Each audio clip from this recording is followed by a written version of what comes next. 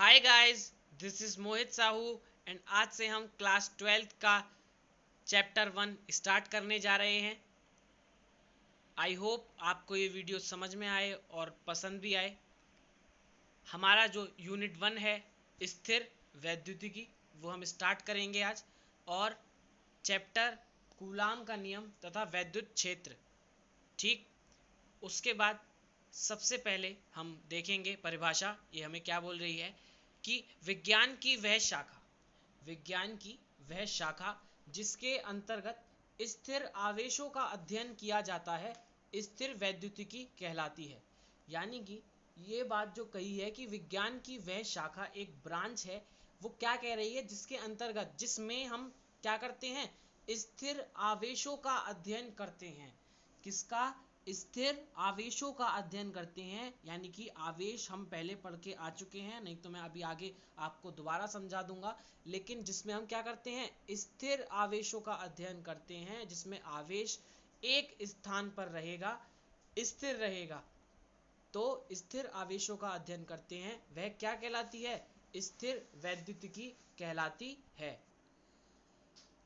तो आगे चलते हैं। आगे हमने देखा विद्युत आवेश, इलेक्ट्रिक चार्ज क्या होता है। वैसे तो मैं अपनी लास्ट वीडियो जो 10th क्लास के लिए थी उसमें मैं आवेश समझा चुका हूँ। अगर आपको नहीं समझ में आया तो देख लीजिएगा। बाकी हम थोड़ा सा रिवीजन कर लेते हैं कि वैद्युत आवेश क्या होता है।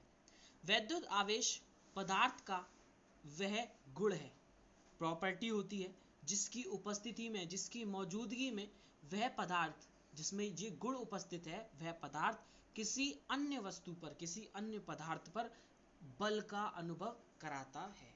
मैंने एग्जाम्पल ये दिया था कि यदि हम दो आवेश लें, एक धन आवेश और एक ऋण आवेश, या फिर हम धनावेश कैसा भी ले सकते हैं, यदि इन दोनों को नजदीक लाएं तो ये क्या करते हैं, एक दूसरे पर बल का अनुभव कराते हैं।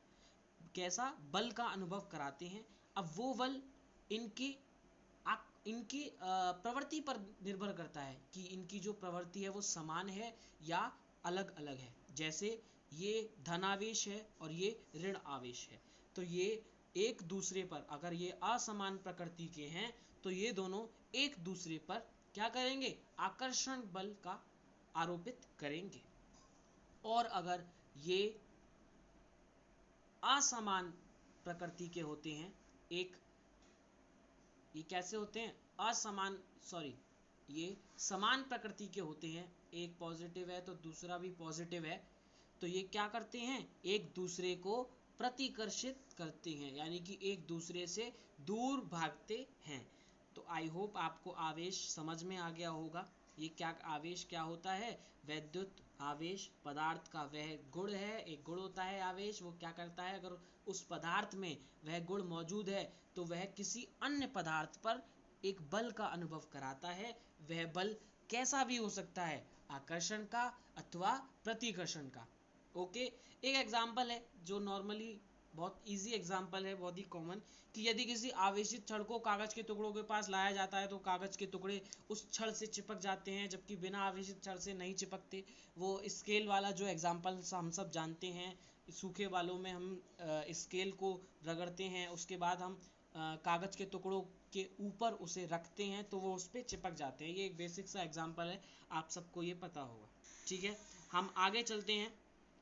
आगे चल के हम ये देखते हैं कि वैद्युत आवेश कितने प्रकार का होता है। ये तो हम 10th क्लास में पढ़ के आ चुके हैं कि वैद्युत आवेश धनावेश और ऋणावेश यानी कि दो प्रकार का होता है, एक तो धनावेश और एक ऋणावेश। अब धनावेश क्या होता है, 10th में तो इतना डीपली हमने नहीं पढ़ा है कि इनकी डेफिनेशंस, लेकिन यहाँ पे धनावेश और ऋणावेश को ध्यान से समझना।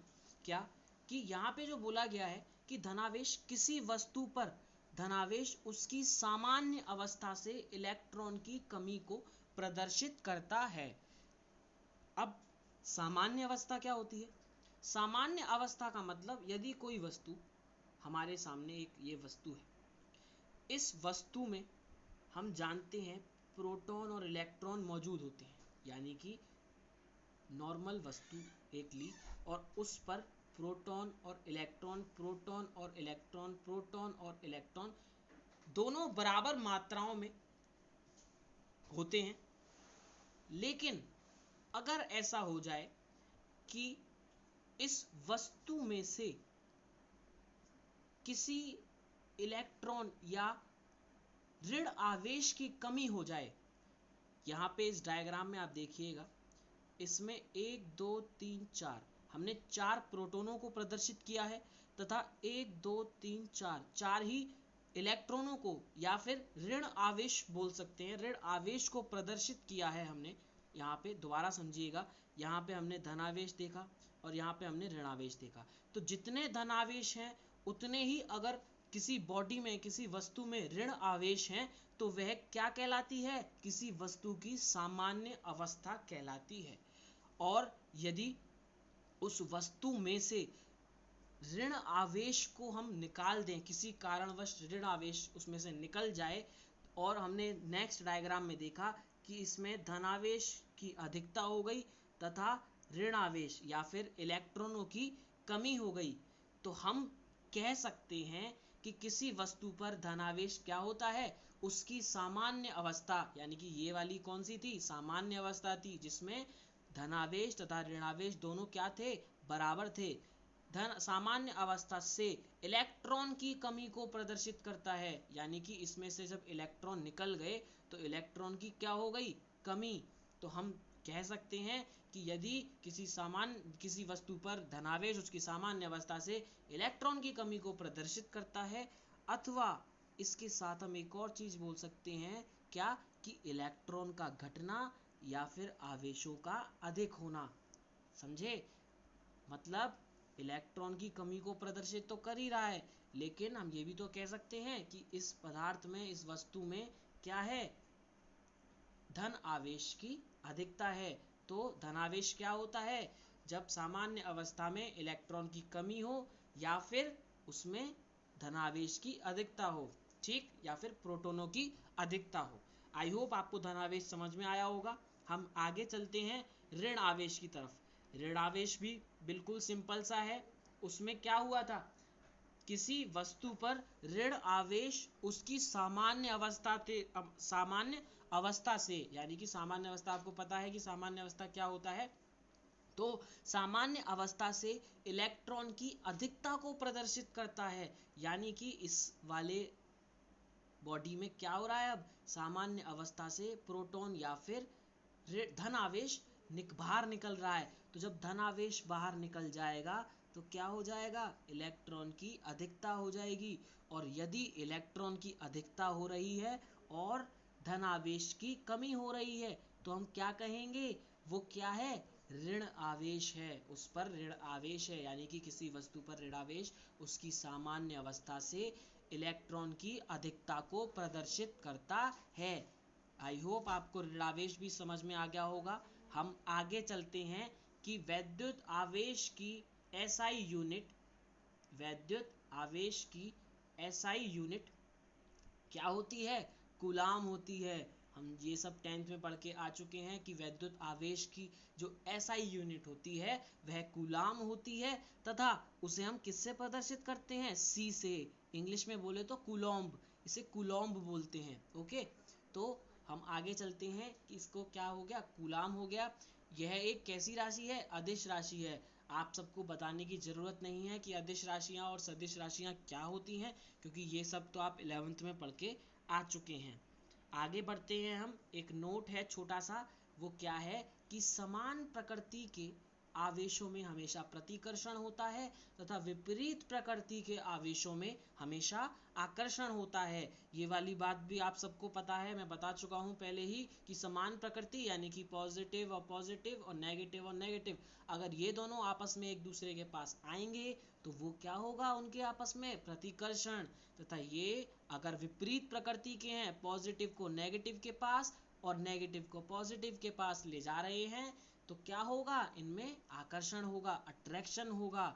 ठीक, आगे चलते हैं। चालक, ये सब आप 10th में वैसे तो पढ़ के आ चुके हैं, लेकिन रिवीजन के लिए मैंने रख लिया है। चालक, कंडक्टर, वे वस्तुएं जिनमें वैद्युत धारा आसानी से प्रवाहित की जा सकती है वो क्या होती है? चालक। जैसे लोहा, हमारे तार इत्यादि। उसके बाद कुचालक या अचालक, वे वस्तुएं जिनमें वैद्युत धारा आसानी से प्रवाहित नहीं की जा सकती उन्हें कुचालक कहते हैं। जैसे हमारी लकड़ी हो गई, रबड़ हो गई, ये सब कागज, ये सब क्या हो गए, अचालक और कुचालक हो गए। उसके बाद आता है अर्धचालक। अर्धचालक हमारी 12th के लिए बहुत ही इंपॉर्टेंट है। क्यों? क्योंकि इसके ऊपर आगे चल के हमें एक बहुत बड़ा चैप्टर एंड बहुत इंपॉर्टेंट चैप्टर देखेंगे, अर्धचालक। यहाँ पे बस एक छोटी सी डेफिनेशन समझ लीजिए कि वे पदार्थ जिनमें सामान्य अवस्था, आपको पता है सामान्य अवस्था में तो धारा नहीं बहती है, परंतु कुछ अपद्रव्य या कुछ हम उसमें जब अशुद्धियां मिला देते हैं तो उसमें वैद्युत धारा बहने लगती है, उन्हें अर्धचालक कहते हैं। आई नो आपको अर्धचालक अभी इतना क्लियर नहीं हुआ होगा, लेकिन ये अभी काम का नहीं है, आगे चल के जब चैप्टर आएगा तो अर्धचालक के बारे में हम पूरा डिटेल में पढ़ेंगे। हम आगे बढ़ते हैं। आगे जो हमारी डेफिनेशन है वो है वैद्युत धारा की। वैद्युत धारा तो हर बच्चा जानता है कि वैद्युत धारा क्या होती है। किसी चालक में या किसी चालक तार में, किसी में भी बोल सकते हैं हम, आवेश प्रवाह की दर को वैद्युत धारा कहते हैं। ये वाली बात मैंने बताई थी क्या, कि एक हमने तार लिया, उस तार में यदि या उस चालक में एक सेकंड में हम कह सकते हैं कि किसी चालक में एक सेकंड में जितना आवेश प्रवाह हो रहा है, एक सेकंड में जितना आवेश प्रवाह हो रहा है वह क्या कहलाता है, वैद्युत धारा कहलाता है। हम कह सकते हैं I is equals to Q upon T, यानी कि आवेश प्रवाह की दर। कहीं पे भी दर लग जाए तो बटे में क्या आ जाता है, समय, यानी कि आवेश प्रवाह, यानी कि आवेश प्रवाह और बटे में टी, तो आवेश प्रवाह की दर, ठीक है। और ये क्या कहलाती है, वैद्युत धारा, जिसे हम I से प्रदर्शित करते हैं। और ये वाली बात हम जानते हैं कि कूलाम का मात्रक क्या था, सॉरी आवेश का मात्रक क्या था, कूलाम, और समय का मात्रक क्या था, सेकंड। तो वैद्युत धारा का मात्रक क्या हो गया, कूलाम प्रति सेकंड। एवं इसका बहुत ही इंपॉर्टेंट मात्रक जिसका हम आगे यूज ही करते रहेंगे, कूलाम प्रति सेकंड तो हमें याद रखना ही है, लेकिन इसको शॉर्टकट में फिर हम एक वर्ड में क्या बोल सकते हैं, एम्पियर। इसका अन्य मात्रक एम्पियर होता है। तो वैद्युत धारा के दो मात्रक, एक कूलाम प्रति सेकंड एवं दूसरा एम्पियर होता है। ओके, नेक्स्ट हेडिंग पे हम चलते हैं, वैद्युत क्षेत्र, इलेक्ट्रिक फील्ड, मोस्ट इंपॉर्टेंट। ये टॉपिक मोस्ट इंपॉर्टेंट है क्योंकि आगे चल के हमारे डेरिवेशंस आएंगे तो वो सब इसी टॉपिक से रिलेटेड होंगे आगे चल के। तो इसे ध्यान से समझिएगा कि वैद्युत क्षेत्र आखिर में क्या होता है। तो समझते हैं इलेक्ट्रिक फील्ड यानी कि वैद्युत क्षेत्र क्या होता है। किसी भी आवेश के चारों ओर का वह क्षेत्र, किसी भी आवेश के चारों ओर का वह क्षेत्र जहां तक किसी दूसरे आवेश पर आकर्षण, जहां तक क्या, किसी दूसरे आवेश पर आकर्षण का भी अनुभव हो सकता है और प्रतिकर्षण का भी बल लग सके, उसे वैद्युत क्षेत्र कहते हैं। समझिएगा, किसी भी आवेश के चारों ओर का वह क्षेत्र जहां तक किसी दूसरे आवेश पर आकर्षण अथवा प्रतिकर्षण का बल लग सके, उसे वैद्युत क्षेत्र कहते हैं। आइए मैं आपको इलेक्ट्रिक फील्ड यानी कि वैद्युत क्षेत्र एक बार समझाता हूँ। तो वैद्युत क्षेत्र को समझने के लिए हम सबसे पहले एक चीज़ देखते हैं, क्या कि हमने एक आवेश लिया, हमने एक प्लस क्यू आवेश यानी कि धनावेश लिया। अब क्या होता है, इन धनावेश का एक अपनी बाउंड्री होती है कि ये यहाँ तक अपना राज्य फैलाए बैठे हैं, यहाँ तक इनकी शक्तियाँ हैं जो काम कर रही हैं कि यहाँ तक अगर कोई बंदा इनके पास आएगा, यानी कि अगर कोई दूसरा आवेश इस बाउंड्री तक आएगा तो जैसे ही वो बाउंड्री तक आएगा तब उस पर क्या होगा, वह ये धन आवेश जो प्लस क्यू है ये इस पर बल लगाना शुरू कर देगा। एक बार फिर से समझते हैं क्या कि हमने क्या लिया, एक आवेश लिया, वो प्लस क्यू भी ले सकते हैं माइनस क्यू भी ले सकते हैं। तो क्या होता है, इनका अपना एक क्षेत्र होता है, लेट सपोज इसका इतना क्षेत्र है। तो हम आवेश जानते थे कि आवेश क्या होता था, आवेश एक गुण होता था, आवेश किसी वस्तु का गुण होता था जो क्या करता था, उसके नज़दीक अगर कोई वस्तु आती थी तो वह उस पर एक बल आरोपित करता था। अब बल कैसा हो सकता है, आकर्षण का भी और प्रतिकर्षण का भी। तो वो क्या, अब इसमें क्या समझना है हमें कि किसी भी आवेश के चारों ओर का वह क्षेत्र, यानी कि एक आवेश लिया हमने, उसके चारों ओर का हमने ये क्षेत्र माना, जहां तक किसी दूसरे आवेश पर हमने क्या करा, एक दूसरा आवेश लिया, कैसा भी ले लो, चाहे प्लस क्यू ले लो चाहे माइनस क्यू ले लो। हमने लेट सपोज हमने 1 मिनट, हमने सबसे पहले एक प्लस क्यू लिया, उसका क्षेत्र बनाया, उसके पास हमने एक दूसरा माइनस क्यू आवेश उसके पास लाए। अब ये अगर इस क्षेत्र से, इतने क्षेत्र से अगर यहाँ पर है तो इस पर कोई भी बल आरोपित नहीं होगा, लेकिन जैसे ही ये माइनस क्यू इस बाउंड्री के नज़दीक पहुंच जाएगा, जैसे ही ये माइनस क्यू इस बाउंड्री तक, यानी कि इसके इतने क्षेत्र तक नज़दीक पहुंच जाएगा, वैसे ही ये जो प्लस क्यू है, ये जो धन आवेश है, इस पर बल आरोपित करना शुरू कर देगा। अब जो बल आरोपित होगा वो डिपेंड करता है किस पर, इस जो आवेश है माइनस क्यू, इसकी प्रकृति पर, कि यह इस प्लस क्यू के विपरीत प्रकृति का है या समान प्रकृति का है। आई होप आपको समझ में आया होगा कि मैं क्या समझाना चाह रहा हूँ। तो हम देख रहे हैं कि जैसे ही इस प्लस क्यू के क्षेत्र के अंदर हम इस माइनस क्यू को यहाँ तक लाए, तो ये क्या करेगा, इस प्लस क्यू पर एक बल आरोपित करेगा, और बल, क्योंकि ये प्लस का है ये माइनस का माना है, बल कैसा होगा, आकर्षण का होगा। ठीक है, बल कैसा होगा, आकर्षण का होगा। तो एक दोबारा से पढ़ते हैं, किसी भी आवेश के चारों ओर का वह क्षेत्र जहां तक किसी दूसरे आवेश पर आकर्षण का अथवा प्रतिकर्षण का बल लग सके, उसे वैद्युत क्षेत्र कहते हैं। आप इसे काट दीजिएगा, ये शायद गलत लिख गया है। तो हम दोबारा से पढ़ लेते हैं, किसी भी आवेश के चारों ओर का वह क्षेत्र जहां तक किसी दूसरे आवेश पर आकर्षण अथवा प्रतिकर्षण का बल लग सके, उसे क्या कहते हैं, विद्युत क्षेत्र। ठीक है, आपको अगर नहीं समझ में आए तो मुझे बता दीजिएगा, वैसे तो मैंने पूरी कोशिश की आपको वैद्युत क्षेत्र समझ में आ जाए।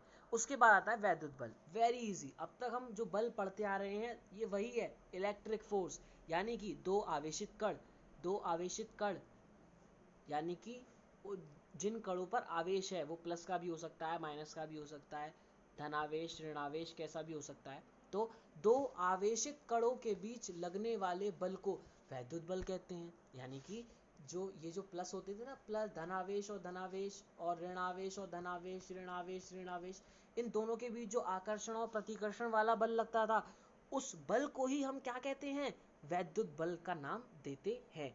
ठीक है, क्योंकि ये आवेशों के कारण लग रहा है, तो दो आवेशित कणों के बीच लगने वाले बल को वैद्युत बल कहते हैं। यह बल आकर्षण का भी हो सकता है और प्रतिकर्षण का भी हो सकता है। चाहे वो आकर्षण का हो चाहे वो प्रतिकर्षण का हो, वो होता क्या है, वैद्युत बल ही है। ठीक है, नेक्स्ट आते हैं, ये टॉपिक मोस्ट इम्पॉर्टेंट है अब तक का, इस चैप्टर का सबसे मोस्ट इम्पॉर्टेंट है, सबसे ज़्यादा ये एग्जाम्स में देखा जाता है, जिसे हम कहते हैं कूलाम का नियम। ठीक, इसे ध्यान से पढ़िएगा, एक छोटा सा स्टेटमेंट है और उसके बाद थोड़ा सा हमने फॉर्मूला ड्राइव करा है, बहुत ही मज़ेदार है, अच्छे से पढ़िएगा। सबसे पहले कूलाम का नियम, वेरी वेरी इंपॉर्टेंट, अच्छे से इसे याद करिएगा, अच्छे से समझिएगा इसे। तो कूलाम एक साइंटिस्ट थे हमारे, उन्होंने बोला था कि कूलाम नियम के अनुसार, उन्होंने बताया, उनके अनुसार हमने ये पढ़ा कि दो स्थिर बिंदु आवेशों, स्थिर बिंदु आवेश का मतलब क्या है कि एक हमने ये बिंदु ली है और इस पर एक आवेश को स्थिर रखा हुआ है। तो एक आवेश स्थिर इस बिंदु पर है, एक आवेश इस बिंदु पर है। तो दो स्थिर बिंदु आवेशों, यानी कि एक Q1 और एक Q2, इन आवेशों के मध्य लगने वाला स्थिर वैद्युत बल, इन आवेशों के मध्य, यानी कि इनके पास क्या होता है, अपना अपना एक क्षेत्र होता है, और उस क्षेत्र में अगर ये दोनों आपस में एक दूसरे से टकराएंगे तो इनके ऊपर वैद्युत बल लगेगा। तो कूलाम नियम के अनुसार दो स्थिर बिंदु आवेशों के मध्य लगने वाला स्थिर वैद्युत बल। अब भाई स्थिर आवेशों के मध्य लग रहा है तो वैद्युत बल भी तो स्थिर होगा। अगर आवेश ये गति कर रहे होते तो वो वैद्युत बल गतिमान होता, और ये स्थिर के बीच लग रहा है तो ये कैसा है, स्थिर है। तो स्थिर वैद्युत बल दोनों आवेशों के गुणनफल के यानी कि Q1 इंटू Q2, दोनों आवेश Q1 इंटू Q2 के गुणनफल के तथा उनके बीच की दूरी क्या मानी है हमने, R मानी है। तो उनके बीच की दूरी R के वर्ग के, यानी कि ध्यान से पढ़िएगा, R के वर्ग के व्युत्क्रमानुपाती होता है। आप व्युत्क्रम तो जानते ही होंगे, व्युत्क्रम यानी कि 1/r², इसे बोलते हैं बीच की दूरी के वर्ग के व्युत्क्रमानुपाती। ठीक है, तो क्या व्युत्क्रमानुपाती और क्या अनुक्रमानुपाती है, समानुपाती है कि जो वैद्युत बल था हमने उसे F से प्रदर्शित किया है। कूलाम नियम के अनुसार जो वैद्युत बल था वो दोनों स्थिर बिंदु आवेशों के गुणनफल यानी कि Q1 इंटू Q2 के क्या है, समानुपाती है, तथा उनके बीच की दूरी हमने क्या मानी है, R मानी है। तो उनके बीच की दूरी के वर्ग के व्युत्क्रमानुपाती यानी कि F इनवर्सली प्रोपोर्शनल 1/r², ये रहा F इनवर्सली प्रोपोर्शनल 1/r²। जब इन दोनों को हम एक साथ मिला देंगे तो हम पाते हैं कि F is equals to Q1 into Q2/r², ये F प्रोपोर्शनल है। अब हम जानते हैं कि समानुपाती या अनुक्रमानुपाती को हटाने के लिए हम क्या करते हैं, दो चीज लगाते हैं, एक तो बराबर और एक नियतांक। तो हम आगे यही करेंगे कि F proportional Q1 into Q2/r², तो प्रोपोर्शनल यानी को हटाने के लिए हमने क्या किया, इक्वल का साइन लगाया और k एक नियतांक लगा दिया। तो हमारा फॉर्मूला क्या बनता है कूलाम के नियम का, मोस्ट इंपॉर्टेंट है, याद रखिएगा, मोस्ट इंपॉर्टेंट, पक्का बार बार कह रहा हूँ, पेपर में सबसे ज्यादा आता है, मोस्ट इंपॉर्टेंट क्या कि F is equals to k into Q1 Q2/r², ये है कूलाम के नियम का फॉर्मूला, जहां हमारा जो k है वो क्या है, अनुक्रमानुपाती नियतांक है। ठीक है, k का मान याद रखिएगा 9 इंटू 10⁹, और मात्रक निकालना आता है आपको, नहीं आता तो इसमें सीखिएगा, नहीं आता तो मुझे बताइएगा, मैं मात्रक निकालना भी बताऊंगा। तो k का मान क्या है, 9 इंटू 10⁹ न्यूटन मीटर स्क्वायर प्रति कूलाम स्क्वायर।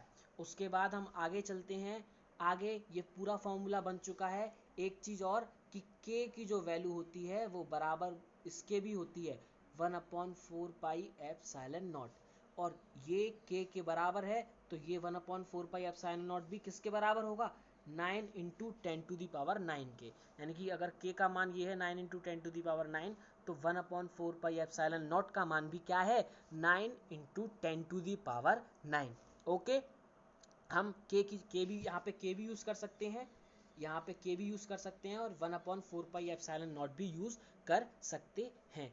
अब हमने देखा कि क्योंकि ये F इजिकल्स टू पूरा कूलाम का फॉर्मूला निकल के आ गया, F equals to 1/4πε0 Q1 Q2/r²। अब ये क्या था, बल था, तो इसका मात्रक क्या लगाया, ये n, न्यूटन। ओके, यहाँ पे हमारा कूलाम का नियम आपको आई होप समझ में आ गया होगा। एक और चीज रह गई कि जो ε0 है एक्चुअल में क्या होता है, निर्वात की वैद्युतशीलता होती है, निर्वात की क्या होती है, वैद्युतशीलता होती है, जिसका मान 8.85 इंटू 10⁻⁻12 कूलाम स्क्वायर प्रति न्यूटन इंटू मीटर स्क्वायर, तथा विमा m⁻⁻1 l⁻⁻3 t⁻4 a⁻2 होती है। आपको विमा और मात्रक तो सबको आते ही होंगे क्योंकि आप 11th में पढ़ के आ चुके हैं। तो हम आज की वीडियो यही समाप्त करते हैं कूलाम के नियम पे।